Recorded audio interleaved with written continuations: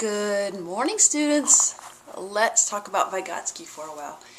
Lew Vygotsky, L-E-W, a Russian psychologist in the 1940s. And that's, first of all, the big reason you never heard of Vygotsky is because think about what was happening between Russia and the United States in the 1940s, 1950s, 60s, 70s, 80s when we stopped, right? There was a long-standing major political rift that for a number of reasons Russia and the United States have not been allies over the years, okay, in terms of democracy and communism and a host of other things. So Vygotsky did some really good work that was largely ignored by the United States for a number of years. So in terms of why haven't you heard of this really important psychologist who contributed a lot to the field, whose ideas are probably going to resonate with you and you're going to think you're cool, there's a lot of political background in terms of why not. So, okay, why Vygotsky was so cool. Okay, you remember what Piaget studied? You remember Piaget, Swiss psychologist? You should be ringing some bells, right? So Piaget studied how does cognition interact with our environments. How do we learn cognition? How do we learn to think? How do we learn in terms of our environments? And so the bridge there in Piaget world was our five senses, right? So he was really focused on our senses, our environment, and learning and how those things fit together. Okay, Vygotsky, a different focus. He was also focused on learning and cognition and how we learn to learn, but he was really focused on how learning and our social worlds fit together. So his big idea is that we learn in the context of social relations, and that's how most of our learning occurs. Okay, let me explain that and unpack that because that's a really big idea. So his whole thing was that people learn in context, okay? So what he studied was not an individual, but the individual in context, the individual in relationship. So his point of study was not an individual, but an individual in relationship. That's a huge paradigm shift. That also doesn't fit with American behaviorism that was really big in the 1950s. We wanted to study just the person and their behavior. So this whole idea of studying a person in a relationship or a person in context was like, dude, that doesn't make any sense to us. So it's a really cool idea, but that's why it largely got ignored. So the unit of analysis is the person in relationship or the person in context.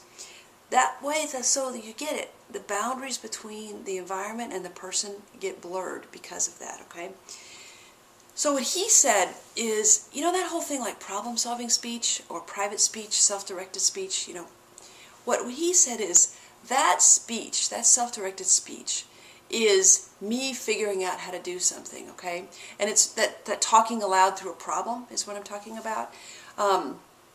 So when I'm learning to use a circular saw right now.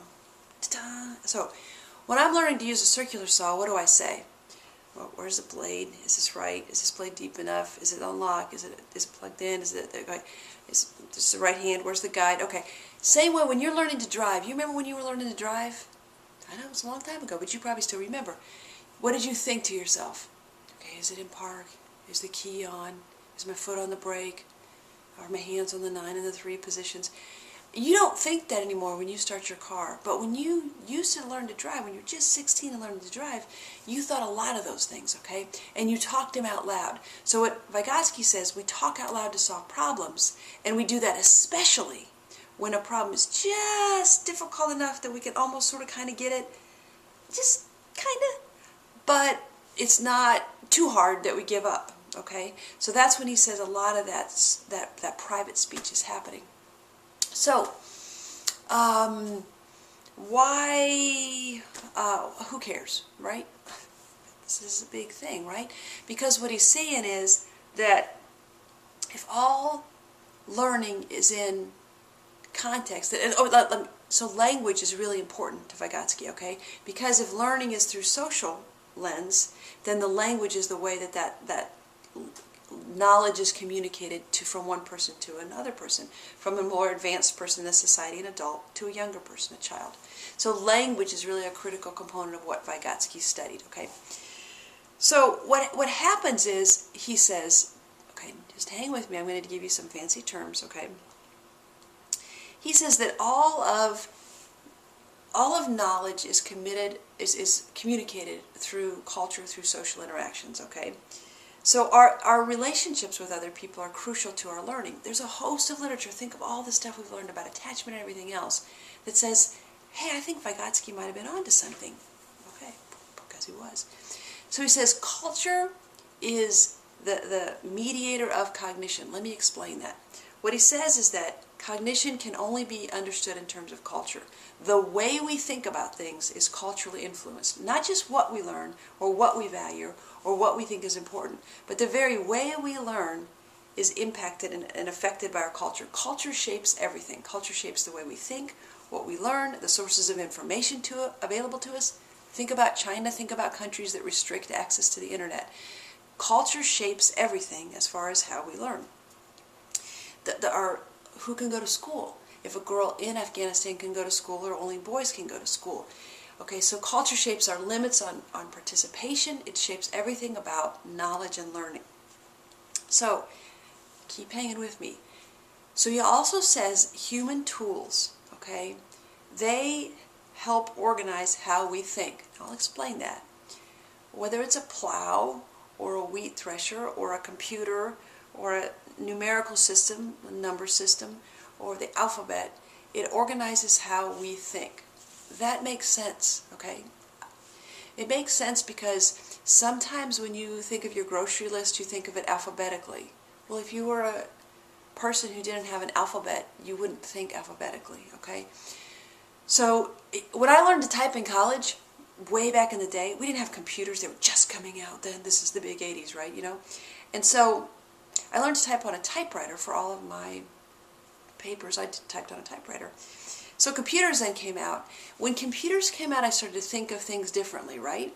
I started to think, man, I would like to erase that, or man, I would like to delete. I started to think like it'd be cool. Like I was in tangled relationships with exes and whatever else, and I was like, oh, I wish I could just hit the delete key and delete that person from my life. Which, whatever, you can think what you want to about me, but that's true.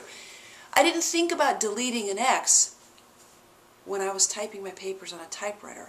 I only thought about how cool it would be to have a delete key in life when I started using a computer.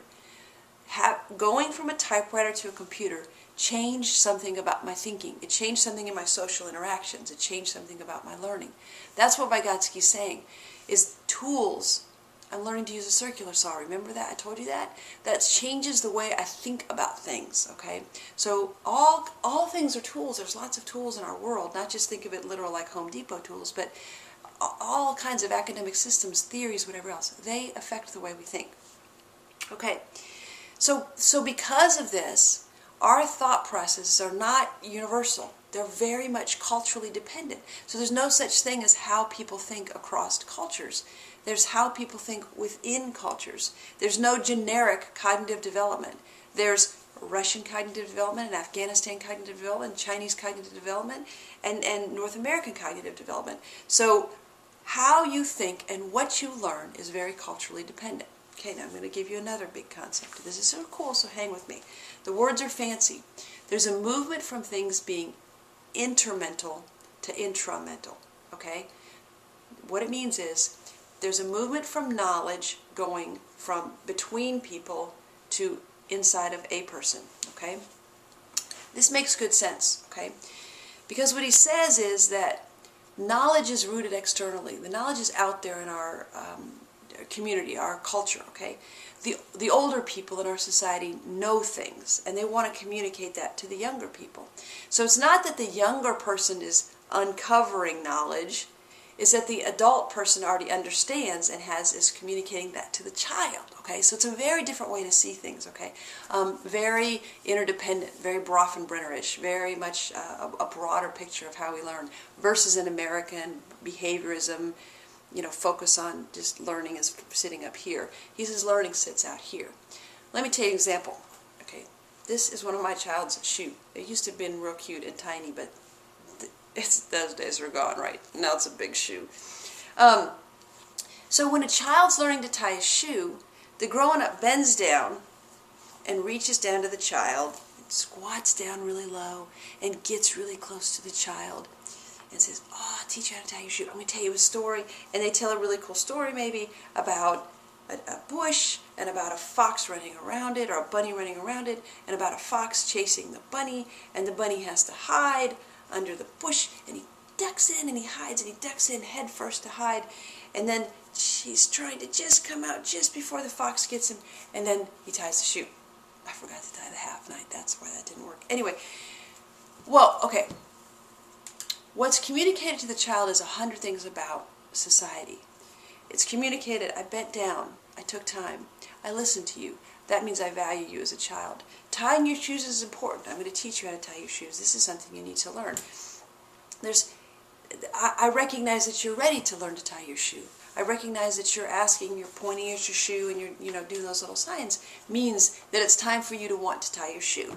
So the adult had all this knowledge of gestures and lore and knowledge of all these things, and was able to communicate that to the child. And so that is what we're talking about as far as like knowledge is already out there. Knowledge is in our culture, and it's communicated through these social interactions. Okay, so it moves from intermental, out there between all of us, into intramental. So I start to learn it over time. But what I'm saying is in Vygotsky's world, it starts between people. Knowledge starts between people. Which gets us to the logical extension of zonoproximal development. The one idea from Vygotsky you may have heard of besides scaffolding. Okay, zonoproximal development says this is the microcosm of which learning occurs. If Vygotsky could take a picture of learning, he would take a picture of the adult and the child bending down to tie the shoe. Because he says this is the immediate framework by which all learning occurs, is from a more skilled person and a less skilled person, as long as, and hang with me on this, the child has to be ready to learn. Okay, when you're learning to read, okay, I can't teach an 18-month-old to read. Okay, how do I know a child's ready to start to learn to read? They look at books by themselves. They go get a book. They start to say little blah, blah, blah, blah, blah things. They might start to sound out words. They start to tell a narrative about the book. Red, they call me Red, bed, I am in bed. And they look at the pictures and start to tell the story about the things that they remember, okay? Those are signs that a child's starting to be able to learn to read. When an adult recognizes those signs, remember, intermental to intramental. And then that's how an adult recognizes it's time to learn to read. Adult comes near the child, and this is what the word proximal means. It means near a person in time and space. So the adult coming close to the child is an important component of Vygotsky's learning. And what he says is, the adult comes close to the child, and then the child can learn things that otherwise they could not on their own. Things that are just a little too hard but not too hard. And the adult pushes the child to the next level, hopefully in a very supportive, constructive way. So the adults can read the level of the child's current cognitive level, and the adults can tailor and tinker their words to be just right for the child. The other thing the adults do is they don't give a child a task that's too frustrating. They just give the child a task that's just the right level of frustrating. So, I have a 2-year-old nephew, right? You know that. He's really awesome. I have some awesome nieces and nephews. And he can do this puzzle by himself, okay? He can do this. It makes noise. Bonuses. That's a cat sound. Could you tell? Okay. Mouse sound. Okay, so yeah, I know. You're getting it, right? Isn't that cool? Okay, he can do this puzzle by himself. Pretty much. He needs a little bit of help, a little bit of guidance, but it doesn't frustrate him, okay? But this puzzle is a lot harder. This puzzle is really difficult. You have to be able to unlock... Apparently I can't do that. You have to be able to unlock things like this. You have to be able to use a key to unlock this. There's no way. Well, I might be able to do that from this angle. Anyway. Ta-da! Okay. That was cool. So, in no way am I going to spend the time doing this. Okay. For a 2-year-old, he might be able to do those two things I just showed you with a lot of support and guidance. But doing a padlock and doing a combination lock or whatever these things are called, he's not going to be able to do these things yet. This is too frustrating for a 2-year-old. This is a maybe, and the other puzzle I showed you was a yes. But with adult guidance, we can accomplish, with a guidance from a little more experienced person than us, we can accomplish things we wouldn't normally alone. If this puzzle's just sitting out, the 2-year-old's not going to play with it. If I sit down with the child and help little Gideon do these things, then he can learn to do these things and he'll be excited and learn. This would just frustrate him. So an adult has to know, okay, remember, intramural to intramural, an adult has to know, this is too hard for a 2-year-old. This is about right. And that the other one, the puzzle can do on his own. So adults have this knowledge, and adults are hopefully constantly thinking of, well, what does the child need, and how can I give the child what he needs to not make it too difficult and not make it too hard and make it just right for the child. Not just adults do that, okay? Siblings, teachers, everybody in the child's life, grandparents, hopefully we're all just tailoring the knowledge to be just right to what a kid needs to know. Now you're thinking to yourself, oh, Dee Dee, that sounds like a perfect world, but adults screw up on that all the time. And then they get mad at kids when they can't do the thing. And I'm telling you that you're exactly right. Because one of the things we get frustrated at our kids is because we give them a task that's way up here, and then they fail, and they spill the milk or whatever else, and then we get mad at them, right? But they didn't have the skills to be able to do that task. So part of being a successful mentor, adult, caregiver, is to tailor the task so that it just pushes the child's learning, but it's not too frustrating and not too impossible for them. Okay, so those interactions affect the child's day-to-day learning. They affect the child's problem-solving skills, okay? The way that an adult communicates with that child, that's affecting the child's thinking, okay? Now, the next thing I want to tell you is really cool. The logical extension of this is something called scaffolding, okay? Scaffolding is that we are always tailoring what we do to another person's developmental level, language level, whatever else. So scaffolding is like, I don't want it to be too hard for you, I just want it to be just right. So when I'm teaching classes, I teach a different level of work to my undergraduate students as I do to my graduate students. Okay, I cover different information, I expect different things. I tailor it to the level of the person. When I'm talking to my children, I talk about different information to a child, to a 4-year-old than I do to an 8-year-old, to a 10-year-old. Okay, same thing, I'm constantly scaffolding information. We learn best from the people that are just a little tiny bit ahead of us, or information that's just a little tiny bit harder than us, okay? So for us, we're learning all the time from a supervisor or a peer mentor or whatever else, who someone knows just a little bit more than us, but not so up here that it's just frustrating to talk to them. I have people that I work with that I don't understand half the things they're talking about because they talk up here, and it doesn't work for me because I'm not there. I'm here, okay? I'm just a normal, regular person. I'm not that smart, right? So I need people to break things down for me and explain it to me in a not very smart way. Like if you told me intermental, and intramental, I'd be like, what the heck are you talking about? I had to break it down and understand it, okay? So people who talk way up here do me no good. We need to find people in our lives who just have that little bit ahead of us and are able to communicate what they know in a way that makes sense for us. Now, last big idea. All these things together means that Vygotsky talked about the social construction of meaning. That all meaning is socially rooted. That all knowledge is socially rooted. That in most learning situations, okay, a child's not just trying to get a question answered, he's asking things about the relationship. He's asking things, meta things, okay? So if a child says, will you come tie my shoe? He or she is also asking, is shoe tying important? Am I important? Is our relationship enough that you can help me tie the shoe? Do you have time to help me tie my shoe? He's asking a lot of other things, finding out a lot of other information about, that's not just about teach me how to tie my shoe. Am I important enough to you that you'll take time and drop the cooking that you're doing to help me tie my shoe? Or am I not? So people, not just kids, are constantly getting information about our world from what people say and do, and reading between the lines and reading the situation about like what's going on, you know what I mean? So that's really cool, right? I mean, that's awesome, okay? You do this too. Do you know when you do this? Think of this. You do this the first day of class. When you walk into class, you're not just looking at what's the professor's name, what's the professor look like, what classroom are we in, what's the syllabus look like, what's the workload. You're also looking at how does a professor treat people. Is this going to be a class I'm going to talk a lot or not? Is this going to be a class I can trust my fellow students or not?